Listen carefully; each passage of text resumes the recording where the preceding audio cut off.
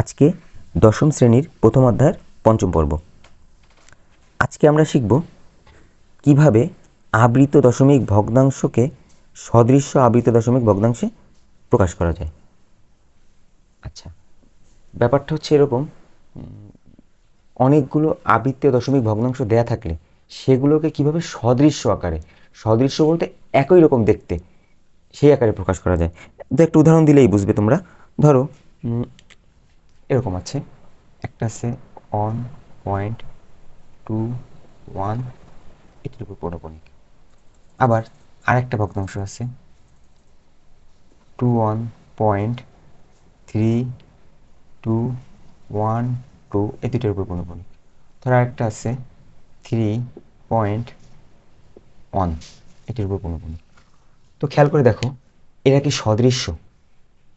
এরা কিন্তু সদৃশ্য না। কেন সদৃশ্য না? দেখো, দশমিক ভগ্নাংশের পরে এইখানটাতে অনাবৃত অংশ আছে একটা, আবৃত অংশ আছে একটা।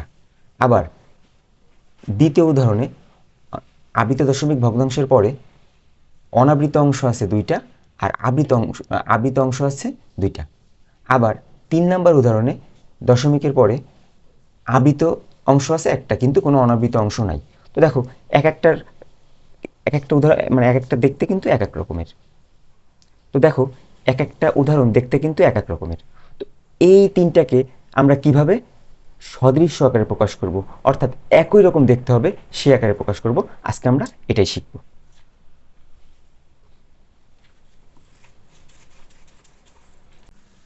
আমি তোমাদের অনুশীলনী থেকেই করাচ্ছি। দেখো, একটা আছে এরকম 14 নংয়ের ক দাগটা।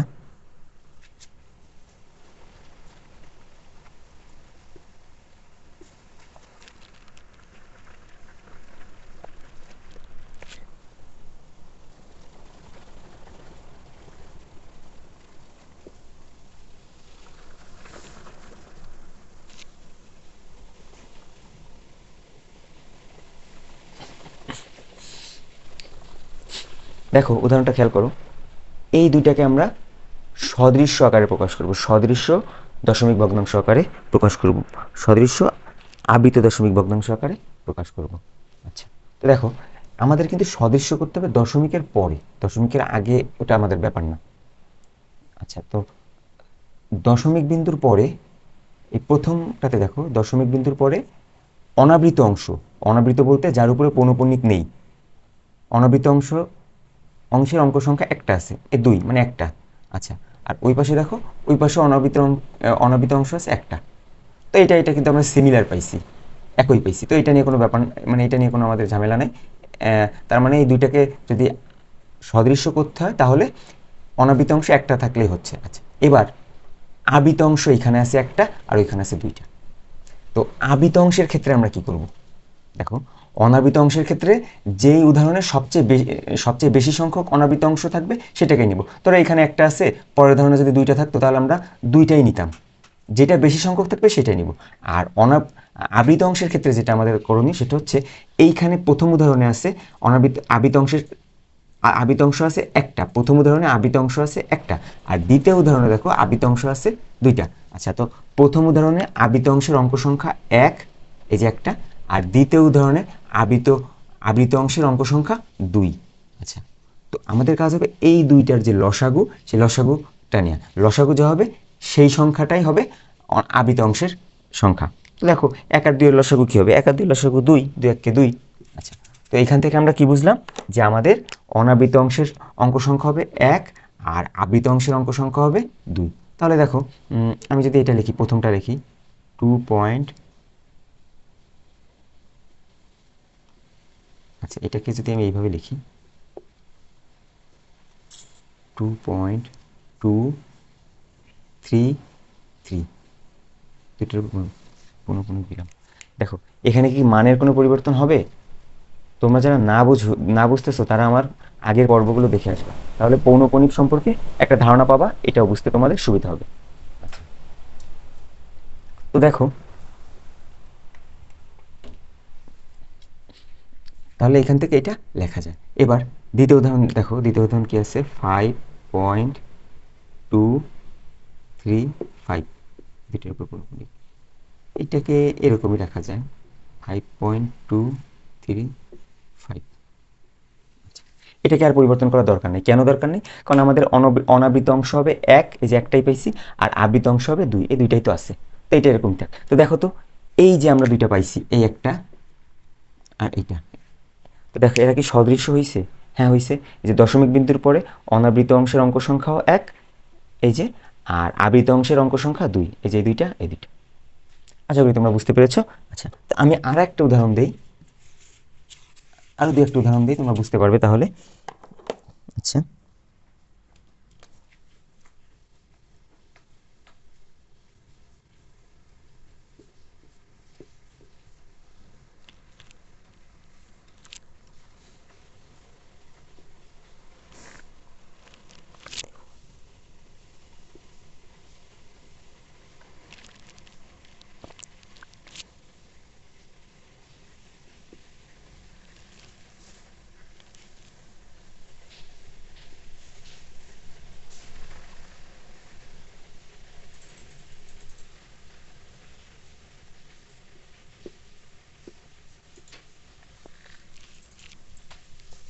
আচ্ছা, তো এই তিনটা আবৃত দশমিক ভগ্নাংশ যদি আমরা পর্যালোচনা করি তাহলে দেখো, আচ্ছা এখানে একটা অনুপনিক আছে। আচ্ছা দেখো, তো তাহলে দেখা যাবে কি, দশমিক বিন্দুর পরে, দশমিক বিন্দুর পরে প্রথমটাতে কোনো অনাবৃত অংশ নেই। দ্বিতীয়টাতে দেখো, এখানেও কোনো দশমিক বিন্দুর পরে অনাবৃত অংশ নেই। 3 নম্বর উদাহরণেও দেখো দশমিক বিন্দুর পরে কোনো অনাবৃত অংশ নেই। তাহলে এখানে কোনো অনাবৃত অংশ দরকার নেই, যেহেতু নেই আমাদের তাহলে দরকার হবে না। আচ্ছা, এবার আবৃত অংশ দেখি। প্রথমটাতে আছে একটা, দ্বিতীয়টাতে আছে দুইটা, আর তৃতীয়টাতে মানে আর তৃতীয়টিতে আছে তিনটা। কিভাবে তিনটা আমি তোমাদের পূর্বের ক্লাসে শিখাইছি, তোমরা ওইখান থেকে দেখে নিবে। আচ্ছা, তো দেখো তাহলে আমাদের কি করতে হবে? এই যে আমি তোমাদের বলছিলাম,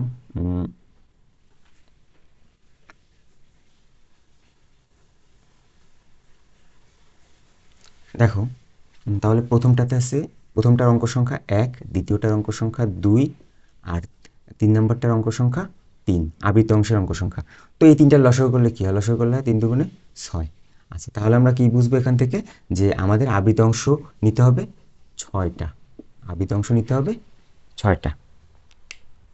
আচ্ছা, তো দেখো আমি এই পাশাপাশি করে দিই।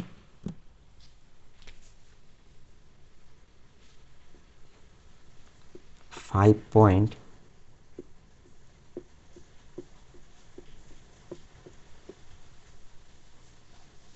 দেখো তো এরকম লেখা যায়? অবশ্যই যায়। আচ্ছা, তারপরে 8.3434 এরকম লেখা যায়? যায়। তার 3 নম্বরটা দেখো, 6.245245, 2 এর উপরে একটা পূর্ণপূর্ণ, 5 এর উপরে। দেখো তো সিমিলার হয়েছে না তিনটাই? এটা একেবারে ইজি, কঠিন কিছু না। তো আশা করি তোমরা বুঝতে পেরেছো। এখন আরেকটা উদাহরণ দিই, আরেকটু ক্লিয়ার করার জন্য আমি তোমাদের আরেকটা উদাহরণ দিই।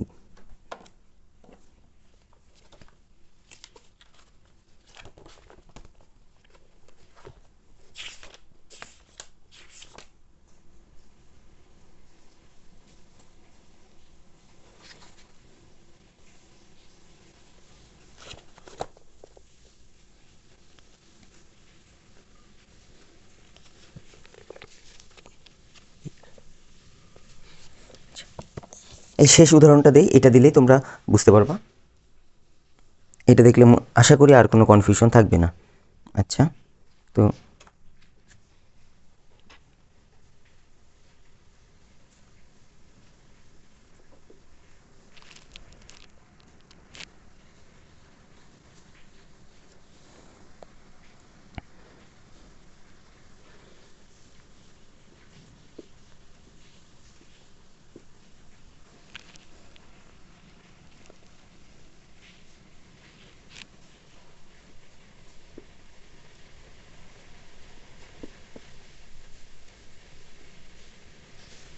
আচ্ছা দেখো, এই যে তিনটা উদাহরণ, এই তিনটে উদাহরণ যদি আমরা পর্যালোচনা করি তাহলে দেখো দশমিক বিন্দুর পরে অনাবৃত অংশ আছে দুইটা, অনাবৃত অংশের অঙ্ক সংখ্যা 2, আবৃত অংশ অনুপস্থিত। আচ্ছা, 2 নম্বর উদাহরণে অনাবৃত অংশের অঙ্ক সংখ্যা 1 আর আবৃত অংশের অঙ্ক সংখ্যা 1। 3 নম্বর উদাহরণে অনাবৃত অংশের অঙ্ক সংখ্যা 2 আর আবৃত অংশের অঙ্ক সংখ্যা 2। এখন অনাবৃত অংশের বেলায় আমরা কি করব? অনাবৃত অংশের বেলায় আমরা দেখব সর্বাধিক কোনটাতে আছে। যে প্রথম উদাহরণে সর্বাধিক আছে 2টা, দ্বিতীয় উদাহরণে 1টা, আর 3 নম্বর উদাহরণেও সর্বাধিক 2টা, তার মানে সর্বোচ্চ দেখতেছি 2টাই আছে। তাহলে এখান থেকে পরিষ্কার আমাদের যে সদৃশ্য আবৃত দশমিক ভগ্নাংশটা হবে সেখানে আমাদের অনাবৃত অংশের সংখ্যা 2টাই হবে সর্বোচ্চ। আচ্ছা, এবার আবৃত অংশের ক্ষেত্রে দেখো প্রথমটাতে নেই, তার মানে প্রথম উদাহরণে আবৃত অংশের অঙ্ক সংখ্যা 0। আচ্ছা, দ্বিতীয়টাতে আবৃত অংশের অঙ্ক সংখ্যা 1 আর 3 নাম্বারটাতে আবৃত অংশের অঙ্ক সংখ্যা 2। তাহলে এখানে এই তিনটার লসাগু যদি করি 2 1 2, এই তিনটার লসাগু 2, তাহলে আবৃত অংশের অঙ্ক সংখ্যাও হবে 2। তাহলে দেখো এখান থেকে আমরা এটাকে কিভাবে সমাধান করব। প্রথমে দেখো